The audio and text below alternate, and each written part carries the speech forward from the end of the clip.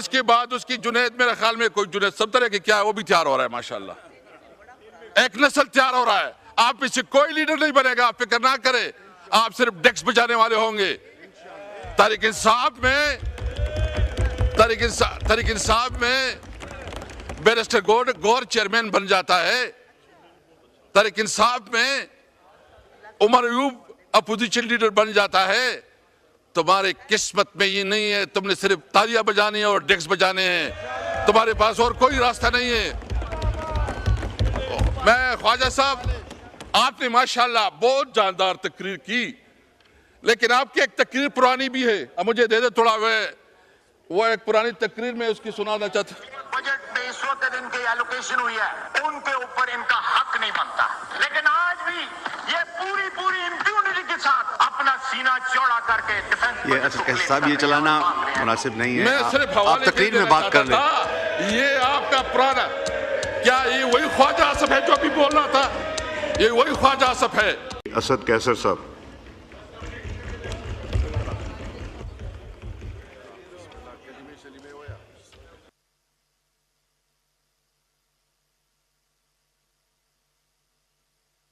बिस्मिल्लाहिर्रहमानिर्रहीम। जनाब स्पीकर, सबसे पहले तो मैं अपनी बात शुरू करने से पहले एक गिला कह दे, एक कंप्लेंट कह दे कि कल हमारे अपोजिशन लीडर ने और दीगर जो हमारे लीडर हजरात ने तकरीर की थी, अभी तक जो है ना वो मीडिया पे चले हैं। और दूसरा ये है कि मुझे शिकायत आई है कि उसमें बहुत ज़्यादा अली मोहम्मद साहब ने जो कहा है कि उसमें बहुत कट फेस किया गया है। और मैं भी किसी वक्त इस चेयर पे रहा हूँ, मैंने जब एक्सपंज के अलावा कोई लफ्ज़ किस्सा नहीं किया है। तो मैं आपसे रूलिंग चाहूँगा, हम कोई ऐसी बात नहीं करेंगे, हम ज़रूर ये करेंगे कि चाहूँगा कि हमें भी इक्वल अपॉर्चुनिटी मिले कि अगर इधर आपका लायो चलता मिलेगी। मुझे अली मोहम्मद साहब का मैसेज आया था सुबह, मैंने सुबह ही चेक कराया, उसमें थी कुछ जो मैंने वापस करवा दी है। जी इंशाल्लाह आपकी जाएगी। तो दूसरी बात यह कि और इस तरह उमर अयूब साहब की भी है, तो मैं ये ऑन रिकॉर्ड लाना चाहता था कि इस असेंबली का और इस पार्लियामेंट का एक डेकोरम है, एक प्रेस्टीज है। इसके जो पार्लियामेंटेरियन हैं, जो एमएनएस हैं, इनके प्रिविलेजेस हैं।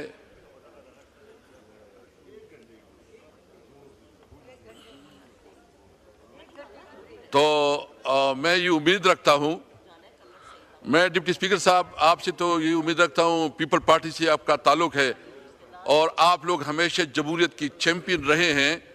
लेकिन इस वक्त जो कुछ हो रहा है अपोजिशन के साथ, कि अपोजिशन की जो रूटीन स्पीचेस हैं, जो उसका हक है कि वो अपनी बात कौम तक पहुंचा सके और अपना नुक्ता नज़र दे सके, इस पार्लियामेंट में इस वक्त हमें अपना हक नहीं मिल रहा है और हमारा प्रिविलेज मुसलसल जो है ना वो ब्रेक हो रहा है। तो मैं रिकॉर्ड पे लाना चाहता था। जनाब स्पीकर,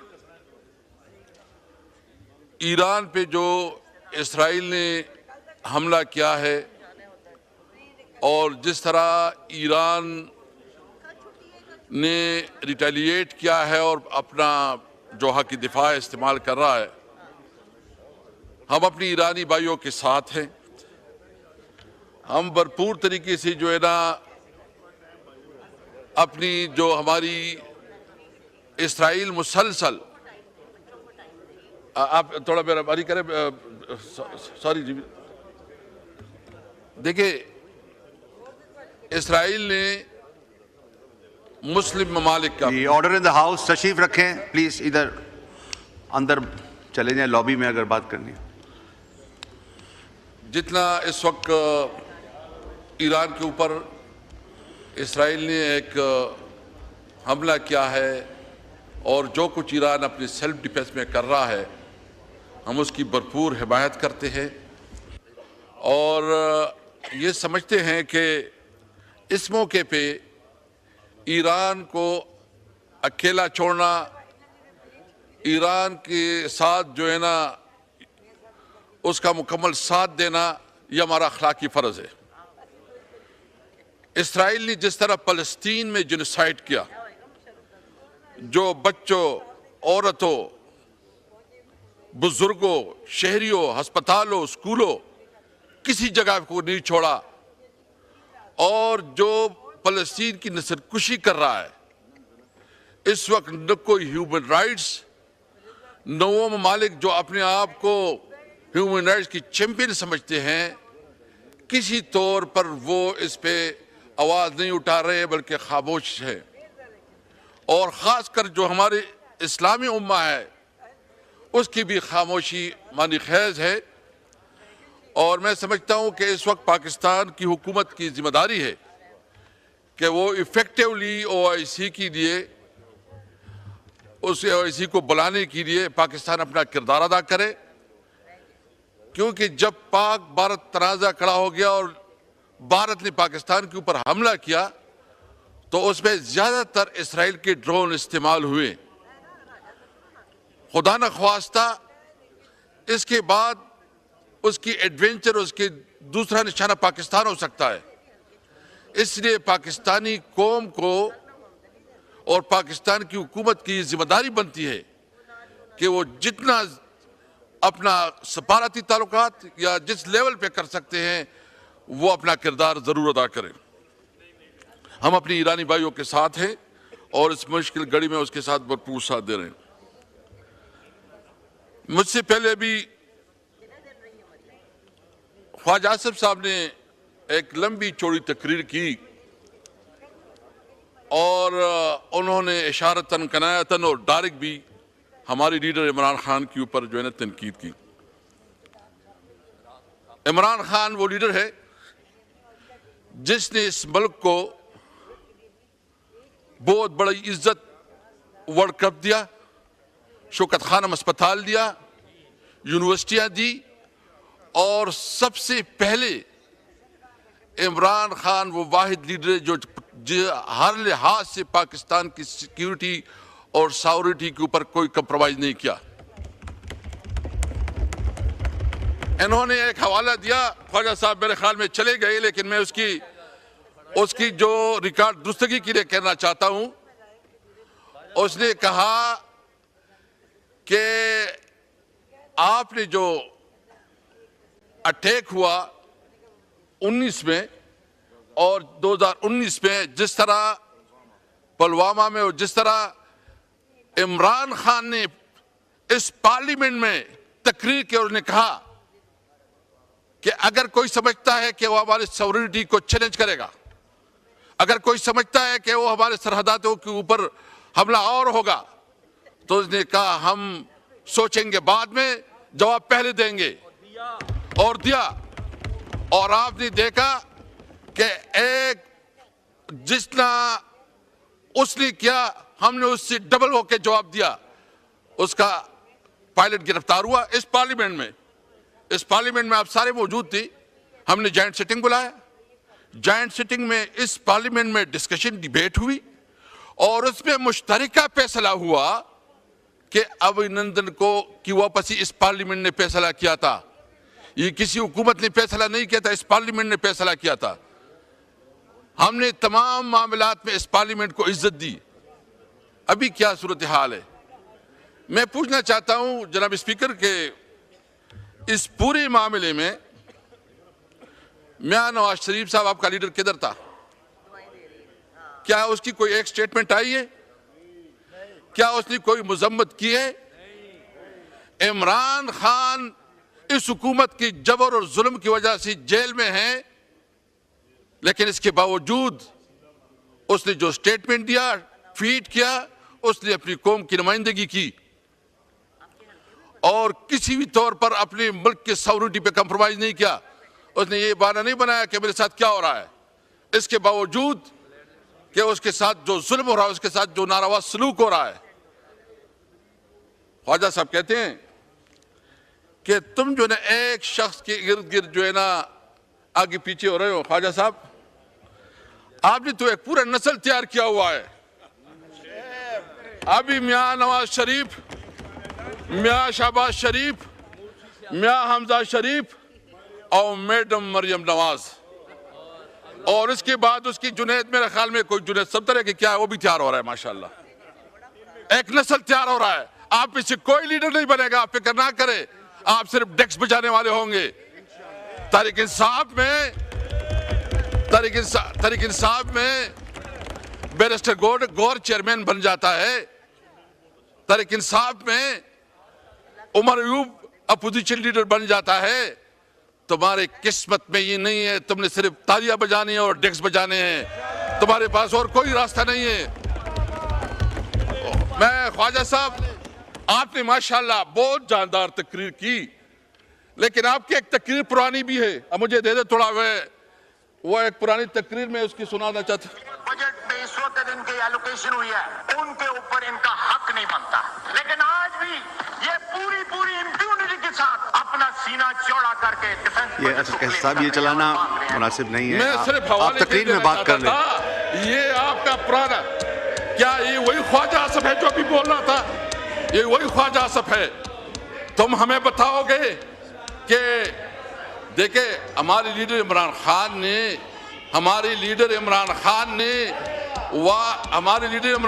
ने वाज़ेह कहा था कि ये मुल्क भी मेरी है, ये फौज भी मेरी है।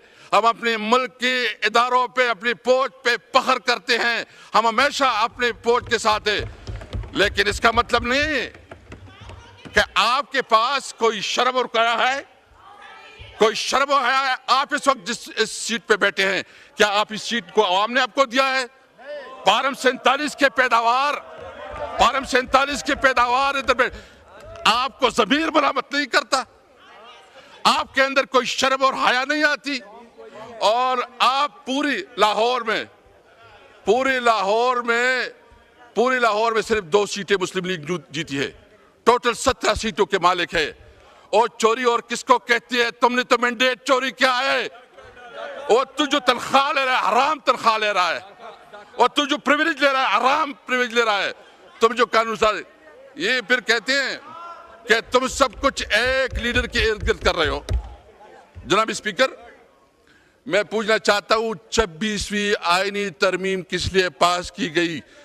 26वीं आईनी तरमीम इसलिए पास की गई कि इमरान खान को कैसे फंसाया जाए। मुझे बताएं, कभी ऐसा हुआ है कि अदालत बात जाती है, अदालत को ताले लग जाते हैं इमरान खान की जमानत के लिए? कभी ऐसा हुआ है कि अदालत इंसाफ देने से उसके ऊपर जो है ना, हुकूमत अदालतों को मैनेज करती है? यानी इस पार्लियामेंट में जो कुछ हुआ, शायद इस पार्लियामेंट की हैसियत को मजलिस शूरा से भी कमजोर कर दिया गया। पार्लियामेंट पे कभी इस तरह हुआ है कि तकरीर होती है, वहां से कोई एक अनपढ़ जो शायद आप उसको कह के दरखास्त लिख के, वो दरखास्त नहीं लिखेगा, लेकिन वो यहां बैठ के अपोजिशन लीडर और एमएनएस की प्रिविलेज को तोड़ा ब्रेक कर रहा है और उसकी तकरीरों को काट रहा है। इस पार्लियामेंट की हैसियत क्या रही? किधर ये पार्लियामेंट रही है? और मुझे पता है कि हमारी कोई बात जो है ना, न मीडिया में आएगा, कोई आएगा, लेकिन इस तरह ये हुकूमत है, ये पार्लियामेंट नहीं चला करती जनाब स्पीकर। और एक बात हम वाज़ेह करना चाहते हैं, हम किसी सूरत में, ये तो लाइव जा रही है, शुक्र है कि बिलाखिर ये चली गई लाइव।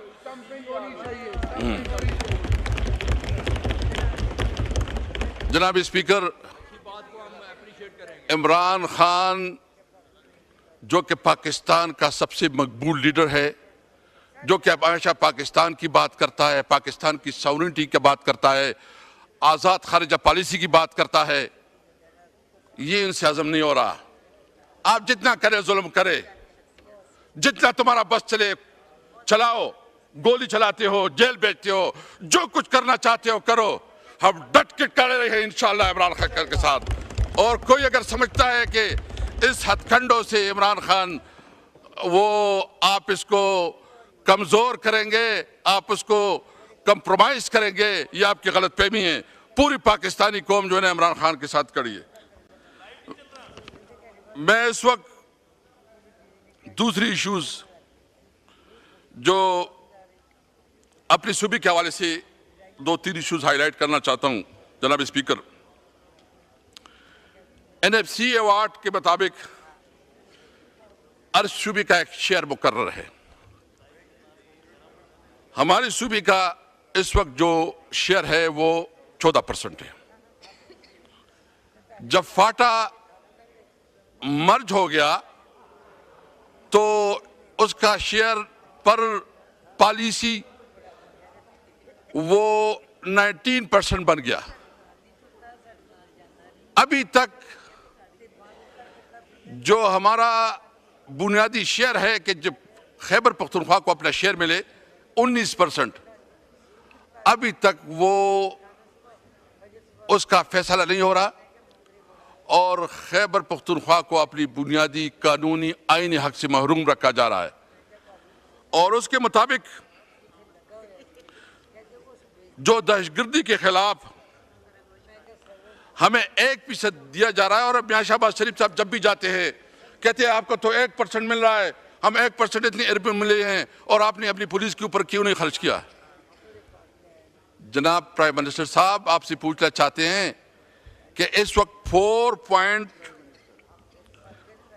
इस वक्त जो हमारे 4.84 ये हमारा शेयर है, अभी तक आप नहीं दे रहे हैं, जिसके मुताबिक हमारा शेयर बनता है 19.46 और इसकी जो आदाद शुमार है वो आपके पास पर ईयर हमारा जो है ना बनते हैं 381 बिलियन हमारे हर साल के बनते हैं।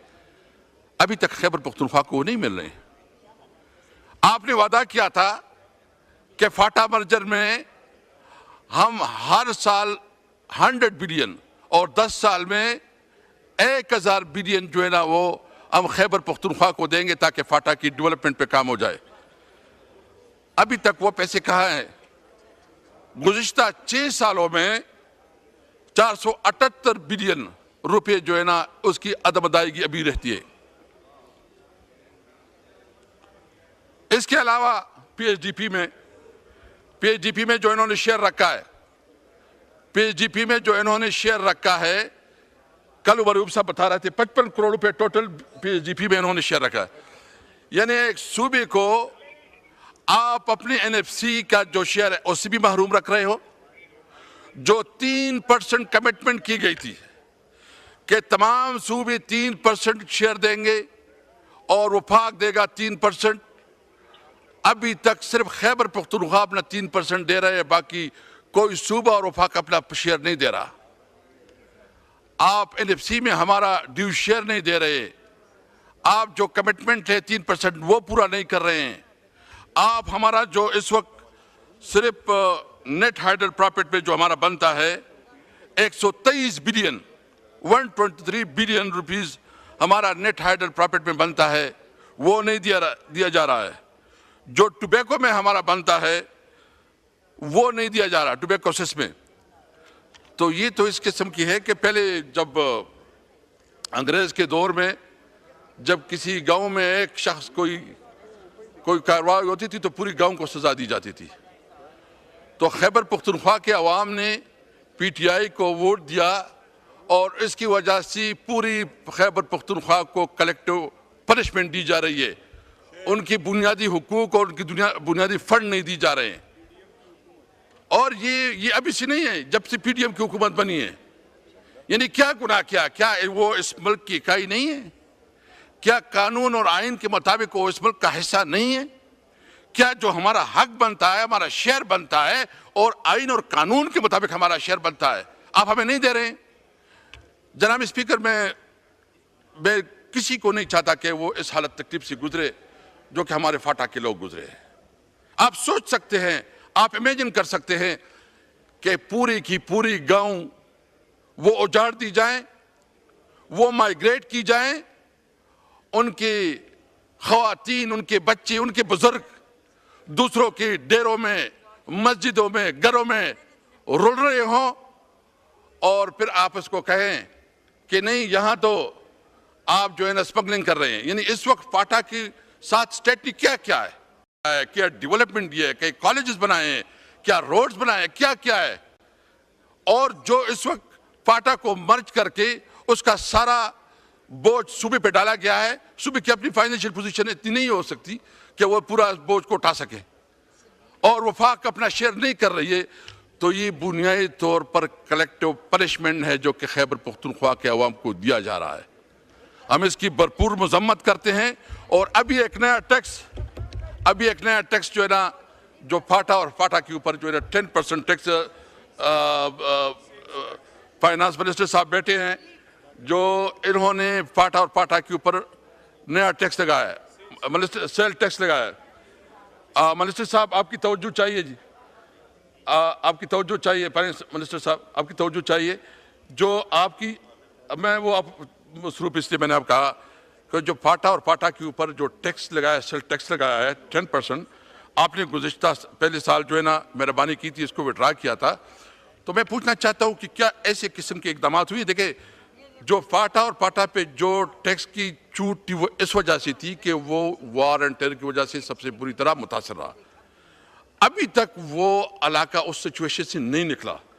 ऑपरेशन पे ऑपरेशन हो रहे हैं। अफगानिस्तान के साथ ताल्लुकात जो वैसे हैं जो अफगानिस्तान के साथ आपका तजारत तकरीबन बंद है, आपको खूब इल्म है, आपकी नॉलेज में है सब कुछ। इसके बावजूद जब आप इसके ऊपर टैक्स लगाएंगे तो थोड़ा बहुत जो कारोबार जो रोजगार चल सकता है वो भी नहीं होगा। तो ये मेहरबानी करें, स्पेशली को रिव्यू कर ले। हम आपके साथ बैठ जाएंगे, अगर आप हमें टाइम दे दें, आपके साथ बैठ जाएंगे, डिस्कस कर लेंगे, क्योंकि ये जो सारा सिलसिला चल रहा है तो ये क्योंकि ये बिल्कुल किसी भी सूरत में जो है ना, ये कौन बात कर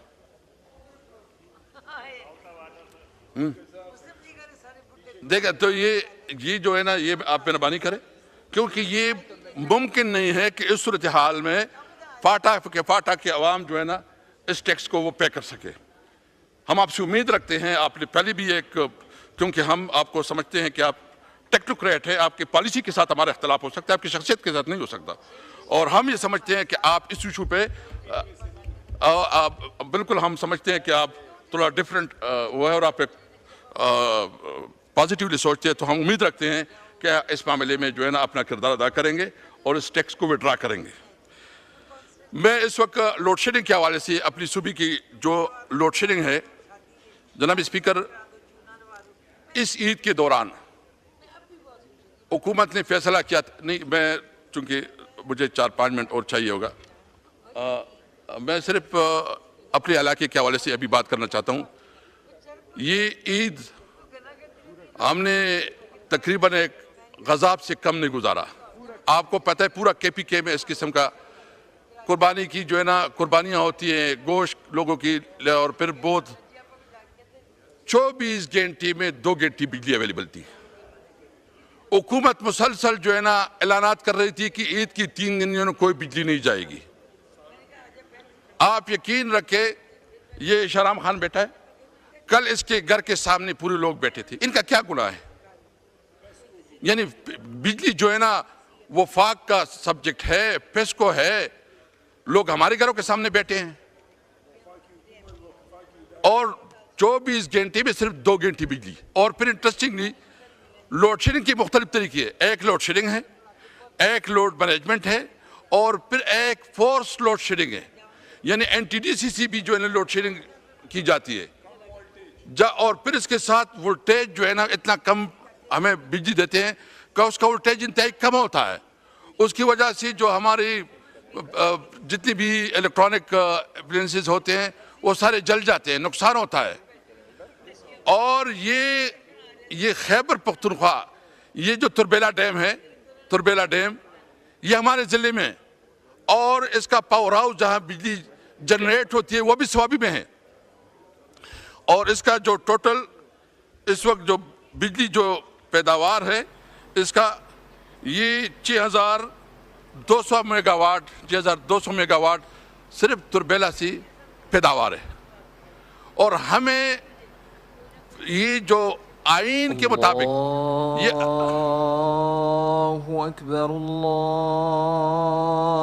अकबर। जी असद कैसर साहब, आप कितना और टाइम लेंगे? इसलिए अभी बस प्लीज, ब्रेक भी लेना है बाद में। जी जनाब स्पीकर, इस वक्त तुरबेला में टोटल जो सारी, मैं वो फिगर थोड़ा फिर से बताता हूँ, 6418 मेगावाट बिजली हम तुरबेला में जो है ना ये प्रोड्यूस होती है, जबकि इस वक्त जो खैबर पख्तूनख्वा की टोटल डिमांड है वो 3800 मेगावाट है, जबकि हमें इस वक्त 2400 मेगावाट दी जा रही है। तो आईन के मुताबिक तो ये सबसे पहले इस सूबे का हक है, इस इलाके का हक है, इस जिले का हक है कि सबसे पहले जो है ना उस इलाके को वो फैसिलिटी दी जाए। आप ईद के दौरान भी 18 और 20 घंटे लोड शेडिंग करते हैं, हमारा वोल्टेज जो है ना जानबूझकर कम कर देते हैं, और फिर आप पब्लिकली कहते हैं कि खैबर पख्तूनख्वा में चोरी हो रही है। जो नेपरा की स्टैटिस्टिक है उसके मुताबिक, मेरे पास नेपरा के हैं, उसके मुताबिक जो खैबर पख्तूनख्वा की इस वक्त रिकवरी है वो 91% है। वो 91% नेपरा के मुताबिक 91% है। इसके बावजूद समझ से बाला तर है। लेकिन प्रॉब्लम क्या है कि सिस्टम में इन्वेस्टमेंट नहीं की गई। हमारे दौर में उमर अयूब साहब अल्लाह खुश रखे, इन्होंने मेहरबानी की थी, हमें 1-2 गैस स्टेशन दी थी, और जो बिजली में थोड़ा बहुत इन्वेस्टमेंट हुई थी वही इन्वेस्टमेंट हुई है। अभी इस हुकूमत ने तो टोटल सूबे के लिए PSDP में 55 करोड़ रुपए लिए हैं। मैं एहसन इकबाल साहब से रिक्वेस्ट करूंगा कि वो भी वापस करो, वो भी कहीं और लगाओ, वो भी कहीं और लगाओ उसको, क्योंकि आप खैबर पख्तूनख्वा के अवाम के साथ तजलील कर रहे हो। और मैं समझता हूं कि जो खैबर पख्तूनख्वा के लोग, हम वही हक मांगते हैं जो हमारा शेयर बनता है इनके मुताबिक। जो शेयर पंजाब, सिंध और दीगर सूबों का है, खैबर पख्तूनख्वा को अपना हिस्सा दी जाए, जो कि आइन और कानून के मुताबिक जिसके साथ कमिटमेंट की गई थी। जनाब स्पीकर, मैं एक और इशू जो हमारे इलाके में अभी ख्वाजा आसिफ साहब ने कहा टोबैको के हवाले से, ये जिस इलाके से मैं और शहराम खान और ये हमारे चारसद्दा और मर्दान के ये बेसिकली टोबैको एरिया है। हम बात करते हैं टोबैको ग्रोवर्स की, हम टोबैको फसल की बात करते हैं, हम इंडस्ट्री की बात नहीं करते। हमारा इस वक्त जो है ना सिर्फ जो मुतालिबा है कि हमारे किसान, आप स्पीकर साहब आप अगर कह रहे कि इन लोगों ने गपशप करनी है ख्वातीन तो अंदर चले जाएं। जी, order in the house, order in the house, खामोशी से बैठे सुने। जी असद कैसर साहब। देखा, पाकिस्तान में तंबाकू की मईशत की मालियत 480 से 500 अरब रुपए के दरमियान है। पाकिस्तान में 110 मिलियन किलोग्राम तंबाकू पैदा होता है, जिसमें 55% सिर्फ हमारे जिले स्वाबी से है। तकरीबन 70,000 फैमिलीज जो है वो तंबाकू वैल्यू चेन से वाबस्ता है। वफाकी हुकूमत ने इस शोबे में से तकरीबन 300 अरब रुपए महसूलात इकट्ठी की है। तंबाकू वाहिद शोबा है जो पाकिस्तान में कॉन्ट्रैक्ट फार्मिंग का कामयाब मॉडल पेश करता है। बेसिकली इस वक्त वफाकी हुकूमत ने टोबैको बोर्ड एक इदारा था, और अभी भी इदारा है लेकिन उसके डायरेक्टर अभी तक तैनात नहीं हुए, तो वो जो इसका हुकूमत ने कानूनी तकाजे के बावजूद मिनिमम इंडिकेटिव प्राइस का ऐलान नहीं किया, क्योंकि ये बेसिकली उसूल है, कानून है। 2 मिनट और चाहिए। ये बेसिकली उसूल है कि जब जिस साल टोबैको की प्राइस का तयन होता है वो अगले साल से उसका रेट ज़्यादा होता है। वो तयन करता है टोबैको बोर्ड। टोबैको बोर्ड को इन्होंने डिसफंक्शन कर दिया है और इस वक्त टोबैको बोर्ड के डायरेक्टर्स नहीं हैं, तो अभी तक वफाकी हुकूमत ने कोई कीमत का तयन नहीं किया, और इसका सारा असर जो है ना वो फार्मर पे, किसान पे आएगा। इसका असर ये होगा, और मसला ये हो गया कि अभी ख्वाजा आसिफ साहब जिस तरह फरमा रहे हैं, सबसे पहले मैं ये बात करना चाहता हूँ कि मेरा टोबैको के साथ कोई ताल्लुक नहीं है। मैं उस इलाके का नुमाइंदा हूँ जहाँ टोबैको ग्रो होता है। मैं अपने लोगों का नुमाइंदा हूँ। मेरा कारोबार, न मेरा इंडस्ट्री है, न मैं कोई कारोबार है। मैं पब्लिकली यह कहना चाहता हूँ कि अगर किसी ने ये बताई कि मेरा टोबैको के साथ का कारोबार या ताल्लुक है तो वो बताए, रिकॉर्ड लेके आए। मेरा कोई नहीं है, मेरा सिर्फ एक ताल्लुक है कि मेरे इलाके की आवाम जो है ना वो टोबैको ग्रोवर्स है, मैं उसकी नुमाइंदा हूँ, एक ताल्लुक है। आपने कश्मीर का कहा, हम भी समझते हैं कि इस वक्त जो कंपनियां हैं वो सारे जो शिफ्ट हो गए उधर कश्मीर, और यहाँ चंद कंपनियों की को ये पूरी जो हमारी किसान बिरादरी है जो टोबैको इसके हवाले कर दिया गया। उसका मसला क्या होगा? उसका मसला ये होगा कि क्योंकि चंद लोगों की जागीरदारी कायम हो जाएगी, वो मनपसंद कीमत डिमांड करेंगे, वो उसकी वजह से हमारे किसान बुरी तरह वैसे भी मुतासिर है। इस हुकूमत पे तो किसान पंजाब के हो, वो गंदम के किसान हो, वो शुगर मिल के किसान, गन्ने के किसान हो, या दीगर या सिंध के किसान हो। किसान तो वैसे ही रुल गए, किसान को तो तबाह बर्बाद कर दिया। इस हुकूमत के एजेंडे में तो किसान है ही नहीं।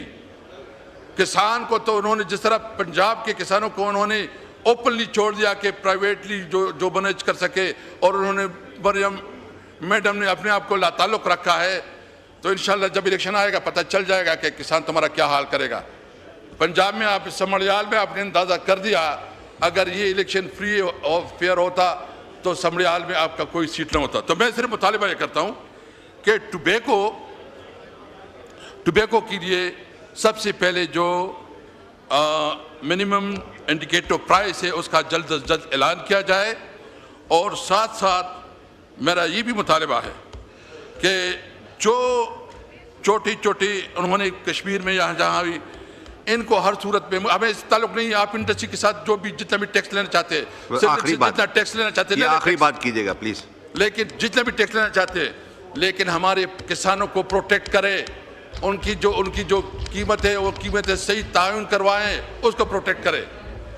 मैं सिर्फ बिजली के हवाले से आखिरी ये कहूँगा कि अगर ये 3 मुतालबात हैं, टोबैको की आवाम को उनका हक नहीं दिया गया, जो फाटा और फाटा की जो टैक्स का उन्होंने लग गया उसको खात्मा नहीं किया गया, और हमारे सूबे में लोड शेडिंग का खात्मा नहीं किया गया, या लोड शेडिंग जो है जो शेड्यूल है पूरे पाकिस्तान के लिए उसके मुताबिक हमारे साथ भी डील किया जाए, और खैबर पख्तूनख्वा के अवाम को भी पाकिस्तान के नुमाइंदे और शहरी तस्लीम किया जाए। अगर ये जो लोड शेडिंग है इसका खात्मा नहीं किया गया तो हम ये सारे जहाँ बैठे हैं, हमने ये फैसला किया है कि हम सब मोटरवे पे बैठेंगे, ठीक है, और अपने हवास तक अपने हक के लिए हर हद तक जाएंगे, ठीक है, इंशाअल्लाह ताला। मैं आखिर में शुक्रिया अदा करता हूँ, और इमरान खान ज़मीर का कैदी है। इमरान खान इस मुल्क का एक बहुत बड़ा लीडर है। मैं मुतालिबा करता हूँ कि इमरान खान खामोशी से सुने, अली मोहम्मद खान साहब खामोशी से सुने। इमरान खान असद कैसर साहब तकरीर कर रहे हैं। इमरान खान इस वक्त इसके खिलाफ जितनी केसेस है, हम रिहाई चाहते हैं, हम इंसाफ चाहते हैं इमरान खान के लिए, इमरान खान के लिए जस्टिस चाहते हैं, इंसाफ चाहते हैं। शुक्रिया, हम शुक्रिया, शुक्रिया, शुक्रिया, शुक्रिया।